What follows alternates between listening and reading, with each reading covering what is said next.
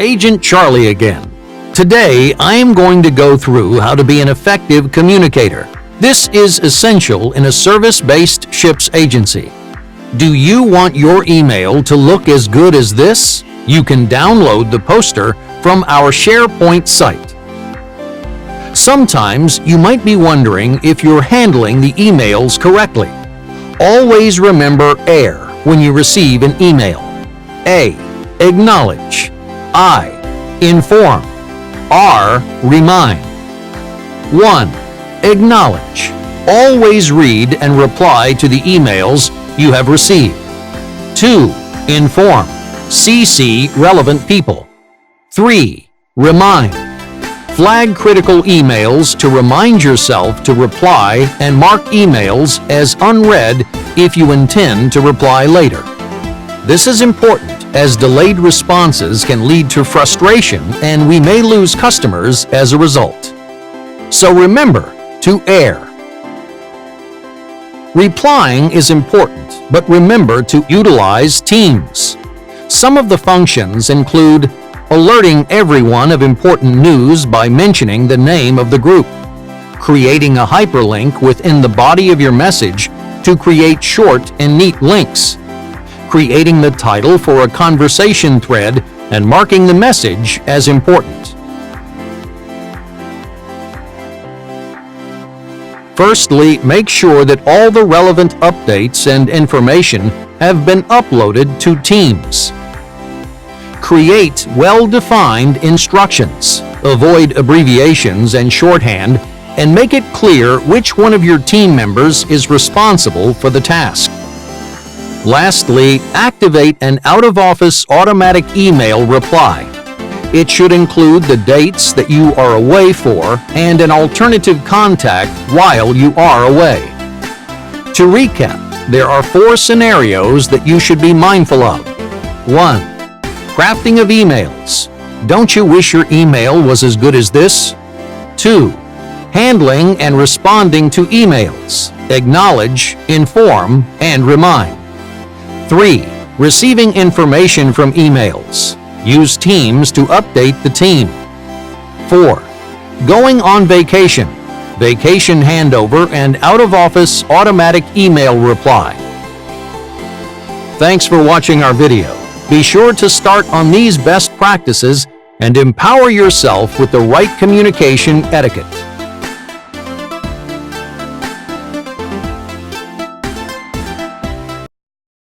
Just a word to get cargo delivered. It is a critical process which requires care and accuracy for a successful delivery of cargo.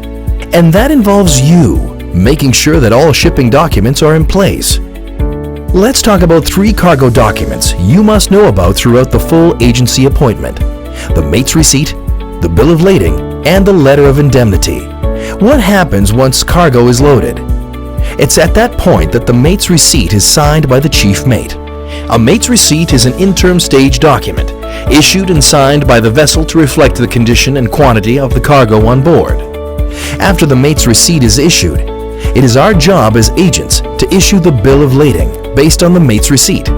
All bills must be checked by 2 people without exception. The bill of lading is the most important document there is, as the holder of the bill is technically the owner of the cargo. It is a receipt of cargo, document of title, and an evidence of contract of carriage, all rolled into one, involving details of the shipper, carrier, consignee, and notify party. The bill regulates the carrier's responsibility for precise description of the goods, to release the good to the right party and at the right place, to watch over the cargo whilst it is in their custody. It lists down all the essential details that are required to create a valid bill. Finally, what happens when the cargo reaches its destination? In order to claim the cargo, the original bill of lading must be presented by the agent. Prior to the bill of lading being released, we must have written authorization from our principal. There is no exception to this rule. In the event that the bill of lading is not present prior to discharge, a letter of indemnity, LOI, can be used. The LOI contains the details of the receiver of the goods and the bank's countersignature. It indemnifies the carrier against any losses or consequences should the goods be delivered without production of the bill. Due to its importance, a lot of attention and care is needed while issuing the bill of lading. If bills are released without written authorization from our principal, we can have a claim for the total value of the cargo against us. If issued wrongly with inaccurate details, the cargo can fall into the wrong hands. And if the bill of lading is backdated to reflect an inaccurate loading date, this amounts to fraud. So you need to be extremely careful when handling a bill of lading. If in doubt, always remember to check with your manager. Mate's receipt, bill of lading, and letter of indemnity are part of a complex cargo handling process, and this is only some of the details required to handle these documents. Please refer to the global and your local guidelines for cargo documents. When it comes to cargo operations, there are 3 documents that we shipping agents need to be extremely mindful of. They are the mate's receipt, bill of lading, and the letter of indemnity. The bill of lading is one of the most critical documents, since it is a document of title for the cargo loaded. Holding the bill of lading may be as good as holding millions of dollars in your hand. This is why you, as a Wilhelmsen ships agent, need to be extremely careful when issuing, handling, and delivering the bill of lading. The bill of lading is originally prepared as per the shipping instructions, bill of lading instructions, the mate's receipt, and with the approval of the concerned parties. Issuing and releasing this bill comes with its own set of instructions. This video will bring you through the 6 important points you must remember. We never do anything with the bill of lading unless we have written authorization. This includes both issuing and releasing the bill. The original bill of lading can only be issued when the ship owner or your principal has confirmed the draft bill of lading, and when the cargo has been loaded onto the vessel. Always ensure that the details on the bill of lading are correct. While handling, we must be extremely careful when entering the details. Incorrect dates can lead to fraud and delays. Shipping agents must strictly adhere to the details within the bill of lading instructions. Nothing can be overlooked. Written authorization must be received before signing and release. We can only sign on behalf of the master. For us to do that, you must first get written authorization from the master. The signature for the bills of lading must be signed in the designated signature box. Ensure that there are always 2 sets of eyes. All bills must be checked by 2 people, without exception. Check the entire document to ensure that the bill reflects the bill of lading instructions. Some of the more critical points to check are shipper's details, consignee's details, master's name, vessel's name, date, cargo quantity on the front side of the bill, and the terms and conditions stated on page 1. Fraudulent bills of lading have been presented within the industry. Therefore, it is extremely important to ensure that the bill of lading you are handling is the original. Keep the bill of lading secured at all times, and ensure you maintain a record of proof showing the name and date for the receipt of the bill of lading released. We should never leave the bill of lading unattended. Only after given approval to release the bill of lading are you able to sign and dispatch it to the relevant parties. To recap, the 6 important points that you must remember for the bill of lading are: 1. Authorization. Never act unless you have written instruction. 2. Content. Make sure it's correct. 3. Signatures. Written authorization must be received before signing. 4. 2 sets of eyes, without exception. 5. Compliance. Ensure it's the original. 6. Control. Keep the bill of lading safe at all times. Ben, are you ready for your first business process training? In this video, I'll be taking you through the business processes so that you'll be familiar with the standard ships agency business process. This refresher course will also help to prepare you for the Atensi training. So, what should you do when you receive an inquiry? The first step is to register and acknowledge the inquiry. Next, you have to assess the customer requirements. After that, assess the type of inquiry. You'll need to build the estimate after assessing. Then send an inquiry response. Lastly, you'll need to follow up and confirm. Once you register the inquiry with all the necessary details, an acknowledgement will be sent to the customers either by the system or by you. It's important to maintain close communication with customers to obtain all the information if required.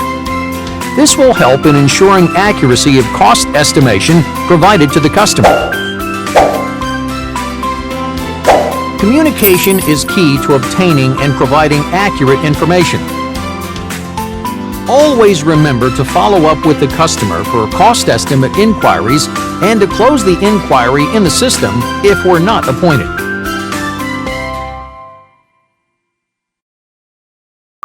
To your second business process training. This time we'll be going through processing appointments. Are you ready to go through our 4-step process? The main steps are as follows. 1. Register the appointment. 2. Assess service availability, OFAC, and credit status. 3. Send appointment acceptance or rejection. 4. Create port call and PDA. When an appointment is received, it first needs to be registered. First, register the port call and provide all mandatory information. Second, change the inquiry status to appointed if we won the inquiry, and fill in all the mandatory fields according to the system requirements. Once the appointment's assigned, remember to review the scope of the appointment along with our local service capabilities. When assessing the service requirements, look out for the following. 1. Job requirements. 2. OFAC requirements. 3. Credit exposure. 4. Service availability. And 5. Technical and legal requirements. If the customer does not fulfill the requirements, escalate for management approval. After assessing the service requirements, send the appointment acceptance to the customer if the service requirements are authorized. However, if the service requirements are not authorized, we'll need to inform the customer and discuss an alternative.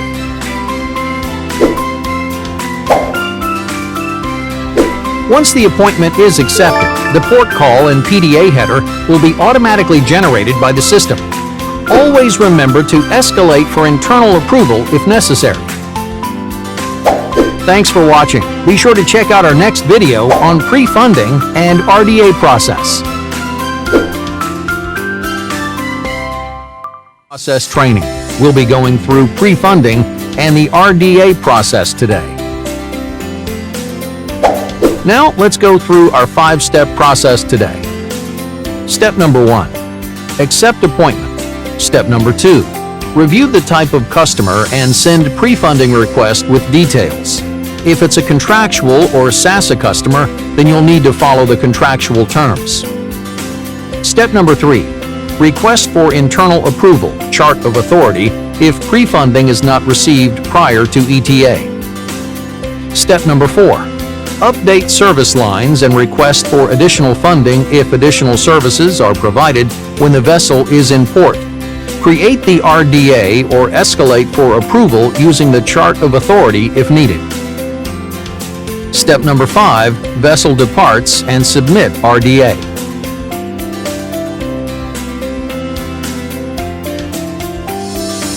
After accepting the appointment, the DA header will be created by the system and the PDA status will be changed to PDA draft. After the appointment is assigned, you should create the PDA and send the funding request to the customer. Always remember to copy the local finance or cash collector in that email.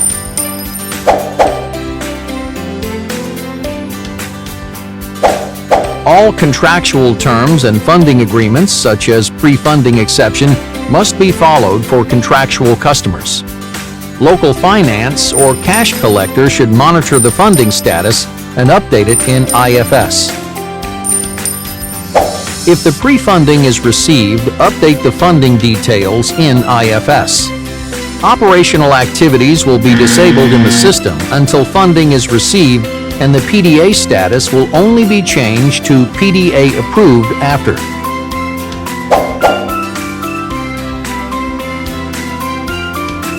In the event that pre-funding is not received prior to the vessel's estimated time of arrival, review the pre-funding and escalate the issue for internal approval. Follow the chart of authority for this. You must indicate the reason for cancellation by using the cause codes.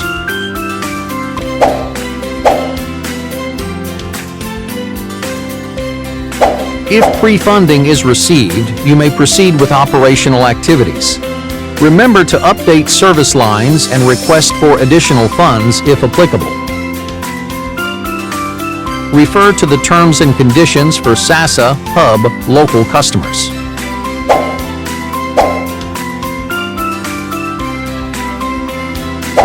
Once the status for additional funding is changed, you're authorized to proceed with departure procedures.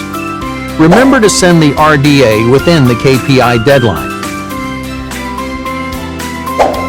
The system will change the RDA status to RDA submitted after you send it to the customer and will only change to RDA completed after the vessel has sailed and internal posting is completed. Thanks for watching. Be sure to check out our next video on port operations. Process training. Today we'll be touching on port operations. During port operations, always remember to 1. Plan port activities and send the follow-up email to the customer.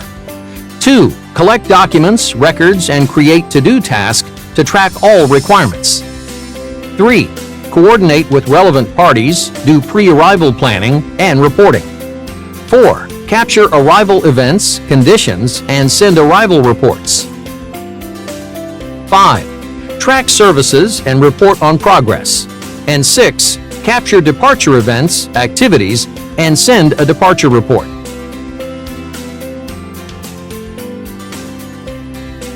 Select the port activities and update the port call. Before sending it to the customer, be sure to select the appropriate questions and amend the follow-up email accordingly. Customize it with port-specific details. Once done, send the follow-up email to the customer.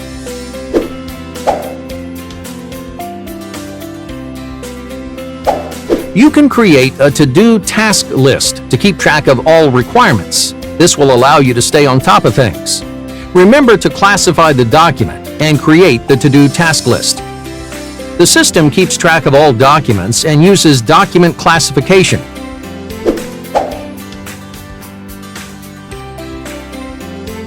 All services, cargo operations, and arrival activities must be well planned, and the pre-arrival or berthing report must be sent to the customer. One of the KPIs for this step is the arrival, cargo and service planning, and pre-arrival report.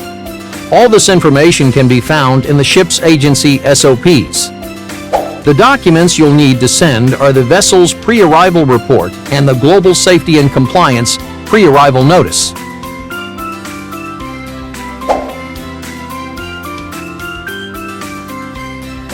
Capture all arrival activities and complete the arrival clearance. A detailed copy of the arrival report must be sent to the customer. The KPI for this step is whether the port-specific arrival report meets the requirements outlined in our SOP.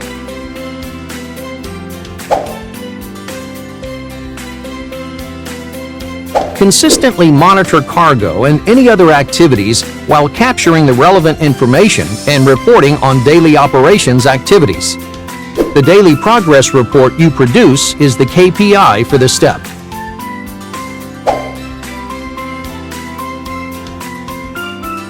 At departure, remember to obtain and capture the departure clearance, activities, and conditions. Keep the customer updated by sending the departure report or statement of facts. The KPI for this step is whether the departure report meets the requirements as outlined in your SOPs.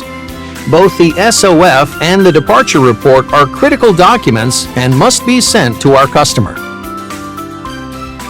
Thank you for watching. Be sure to catch our last video on FDA. Last business process training. Let's end off with a bang and talk about the FDA process. Step number 1. Check internal invoices, send the departure report, and change the status. Step number 2. Collect supplier invoices and send them to the DA Center through the operating system. Step number 3. Map supplier invoices. Step number 4. Finalize the DA and send to customer and GA. Step number 5. Reopen or create supplementary DA if permitted and required. Step number 6. Close the DA.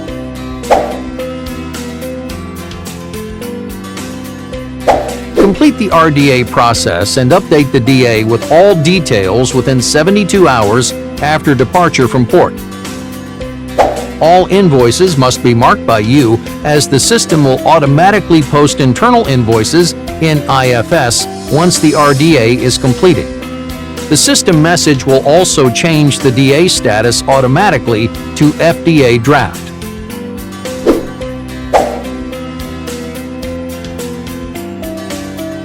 You must collect invoices, scan them, and send it through the operating system. The system will automatically tag the file with your details, DA Center, and the country.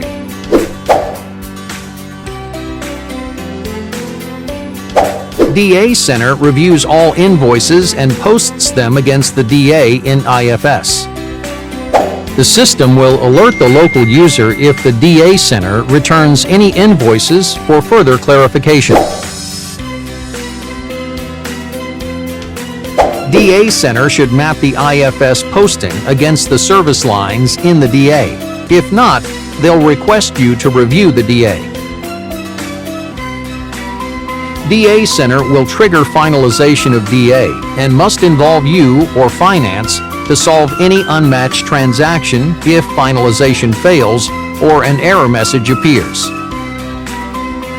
The system has a tolerance limit against variance for the DA, and status will only change to finalized when the DA is successfully finalized.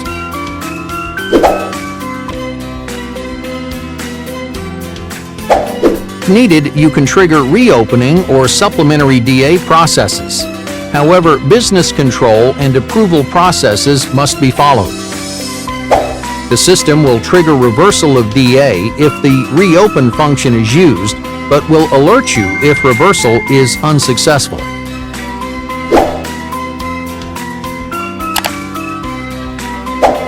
The system will automatically close the DA when DA balance reaches 0. You can proceed with the necessary credit processes if credit-debit balance is observed. You've now gone through the entire business process training. If you need any help, be sure to reach out to anyone in the Global Ops and QHSSE team.